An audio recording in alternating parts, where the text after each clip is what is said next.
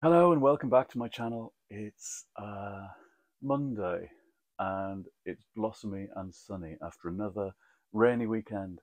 Um, Over the weekend, I intended to finish End of Story, AJ Finn, which is new and the follow-up to The Woman in the Window that he did a couple of years ago. I'm more than halfway through, and I'm ready to chuck it out the window. Frankly, I really enjoyed Woman in the Window. It's one of it's up there somewhere. Yeah, it's one of three great um, domestic thrillers of recent years. Three great books about gaslighting, essentially. Usually with a woman at the centre who's looking out of a window. Usually she's drinking lots of red wine and starting to doubt the evidence of her senses. There was The Girl on the Train and Paula Hawkins and Gone Girl by Gillian Flynn and The Woman in the Window. And they all focus on that kind of rear window idea that you see something and then start to doubt whether you actually saw it in the first place.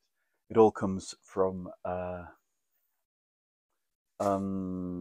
Day at the Fair, I was going to say the film version of a really famous French short story that I've forgotten what it's called. But the one about, doubting the evidence of your senses, and actually it turns out that people are moving against you. Anyway, End of Story is a different kind of story, and it has lots of classic detective features to it. It's a big house on the hill, the writer who summons the biographer to come and learn his story, to tell it before he dies, and a family around him full of kind of suspicious looking characters, really. The precocious, gloomy daughter, the second wife, who's a bit depressed and peculiar.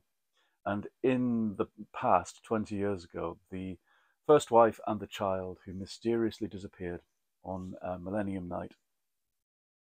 So lots of mystery, lots of intrigue, lots of familiar elements. And I think by halfway through, I was thinking this isn't moving fast enough for me. Not that things have to be, bloody too fast, too serious, too fast, too serious, whatever it's called. Fast and Furious.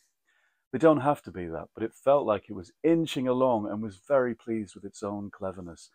And I think for all the types that he was playing with, all the kind of detective stuff that he was signaling, and the writer at the heart of it is very well versed in detective stories. We go to his library and see all these things. He quotes directly from Holmes and from Agatha Christie, and so does our heroine, the young woman whose name I just forgot.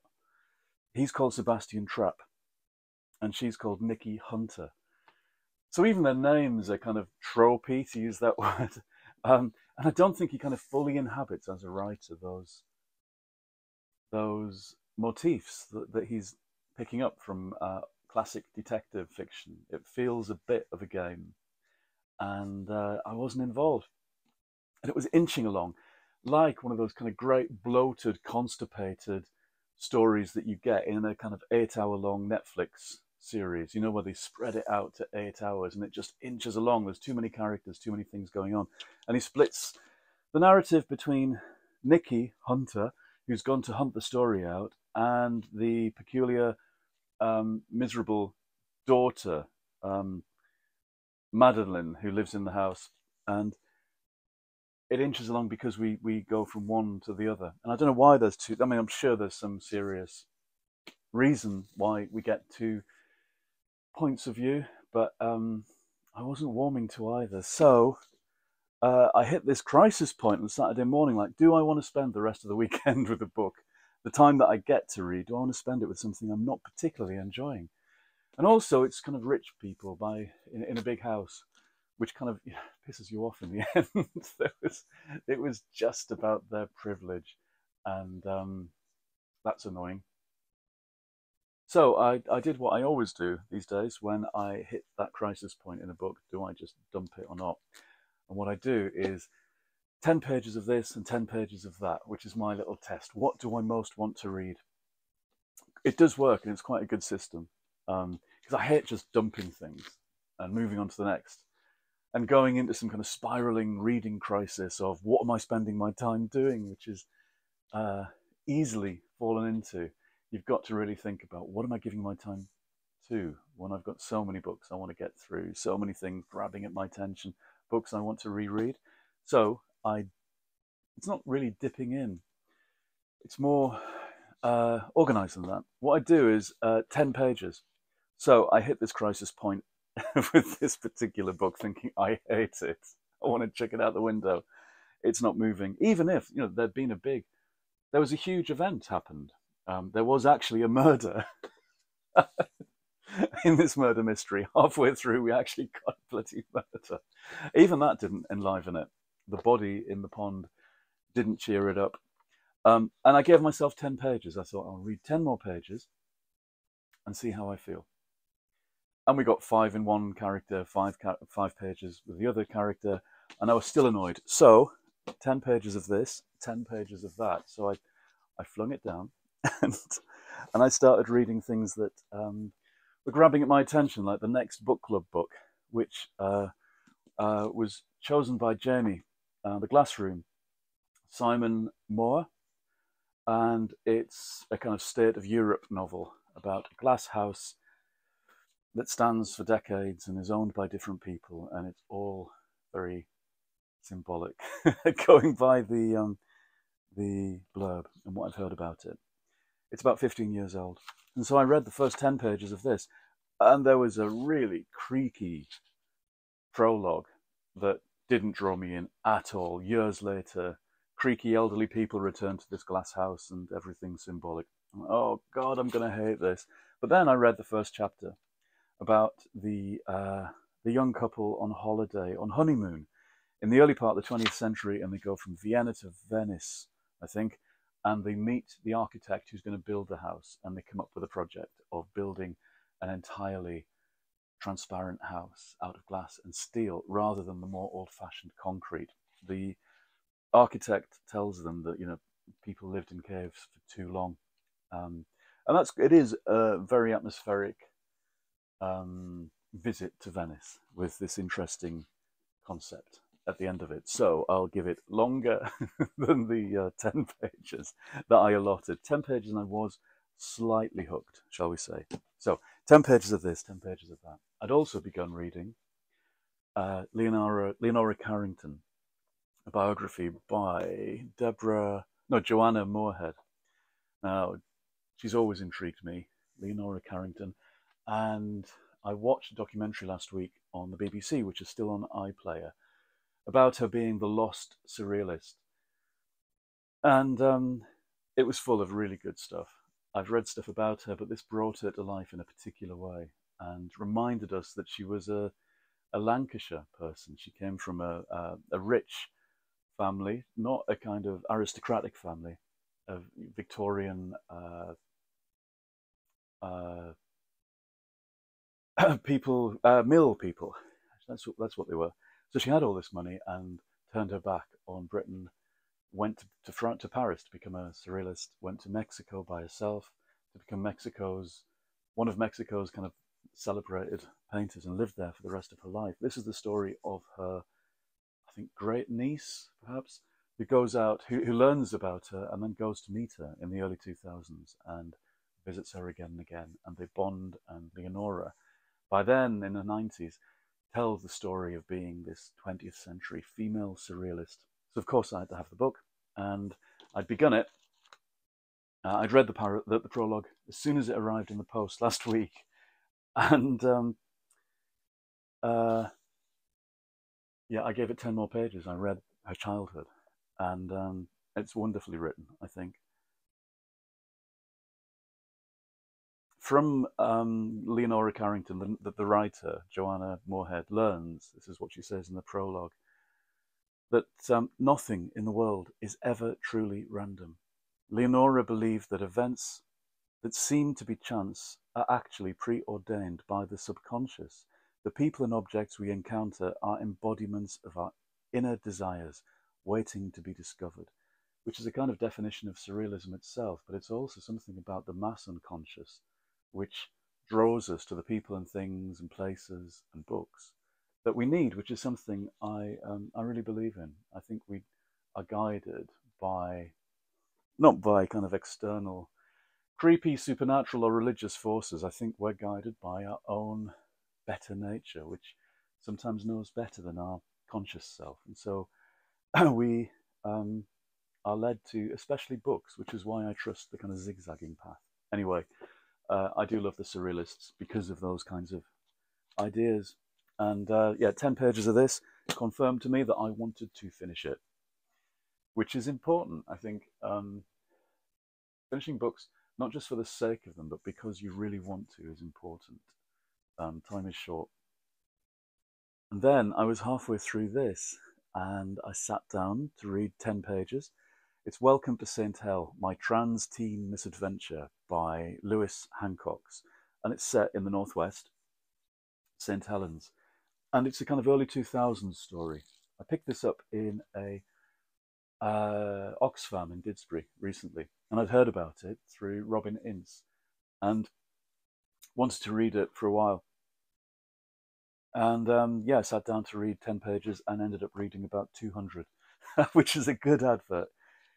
It is what I hoped it would be, which is a less soppy version of something like Heartstopper, which I find so hopelessly romantic. I just think Heartstopper's got, this is going to be contentious, nothing to do with boys. I think it really is about girls in disguise, if that makes sense. I don't think boys, straight or gay or bisexual, I really like the creatures that are evoked in Heartstopper, but this really feels true.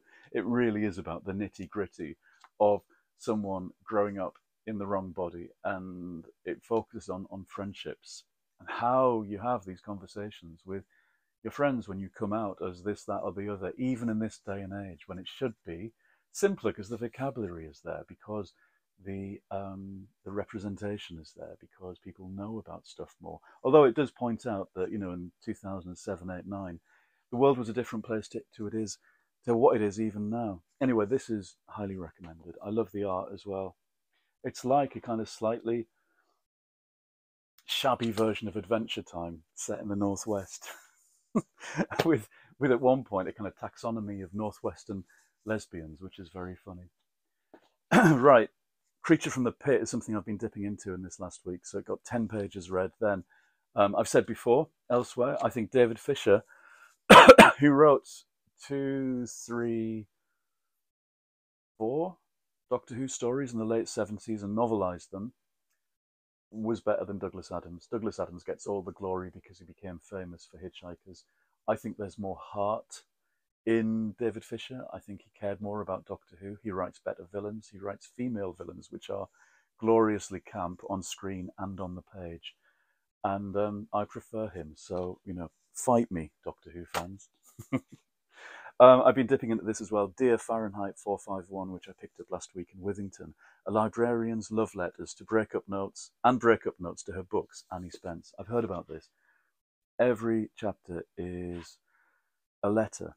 And when I looked through the list of who she writes letters to, I'd read almost everything. I think she's got similar taste to me. I love the fact that she talks about books like Big Stone Gap by Adriana Trigani, the whole series, Big Stone Gap series. I love the fact she talks about, what else was it? Time Traveler's Wife. And The Goldfinch by Donna Tartt, which I really loved. And I never knew how long that book was until I saw a kind of physical copy, because I read it as a Kindle and it just seemed to fly past. Anyway, this is nice to dip into. It's a bookish book. It might be a bit precious, I'm not sure. The kind of thing where if you read it all together, it's a bit like eating a big box of chocolates and you get sick. Now, when I was dipping into these things, 10 pages of this, 10 pages of that, the idea is to think, what do I really want to zoom off with? And actually, it was the Lewis Hancock's graphic novel, but I also dipped into Judy Blume's Deanie, which was something I'd read about a girl with scoliosis, I think. Now, I've read a pile of Judy Blume's in recent years. Never read her as a kid. or a teen or anything. And then there was a heap of them in a charity shop in old piccolos from the 80s. And it was like discovering Salinger again. You know, Salinger's the kind of person where I always wish there was more by him. And I dreamt about other Salinger books, which is ridiculous. Collected apocryphal Salinger, collected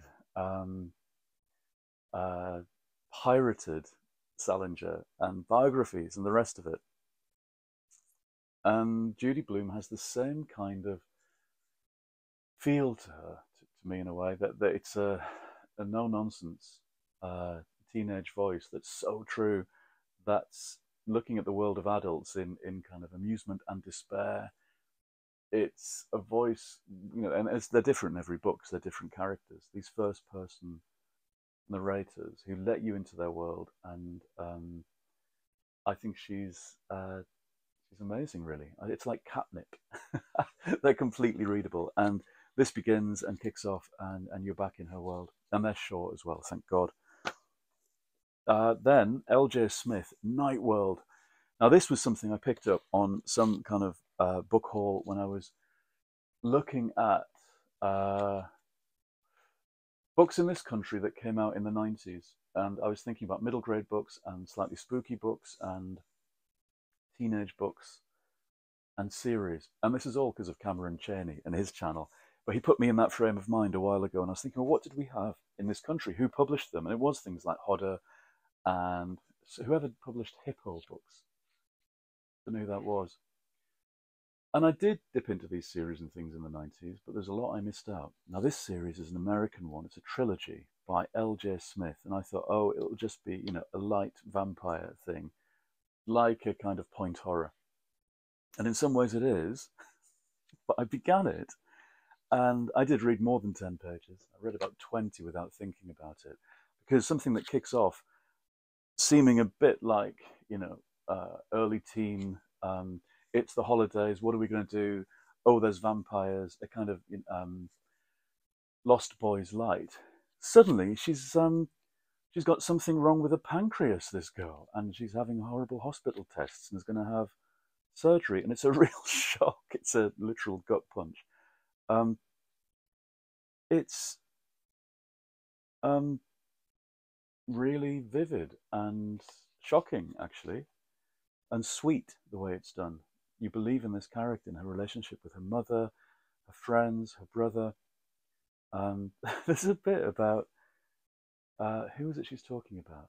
And she'd always felt that if he did tell her, it's to do with, I think, the boy she fancies, it would be something important, something as shocking and lovely as having a stray cat speak to her. That just struck me as really true.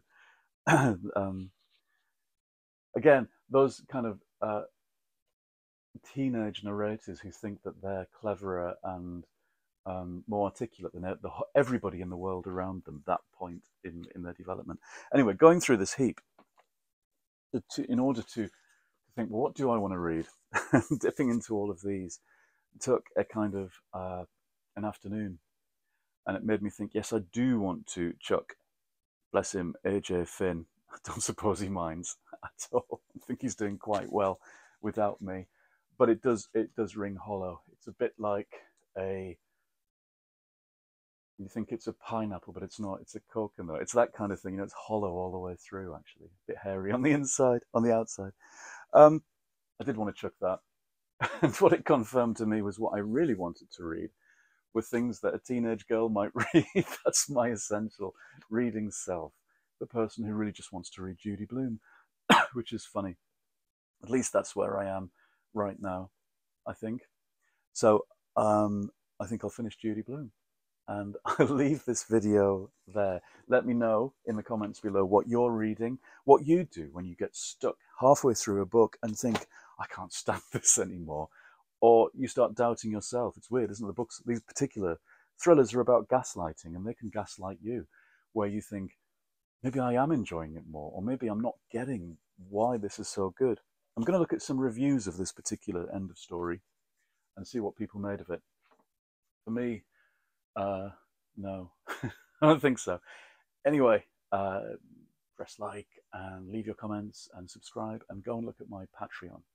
And I'll say goodbye. Okay, take care. See you soon in the next episode.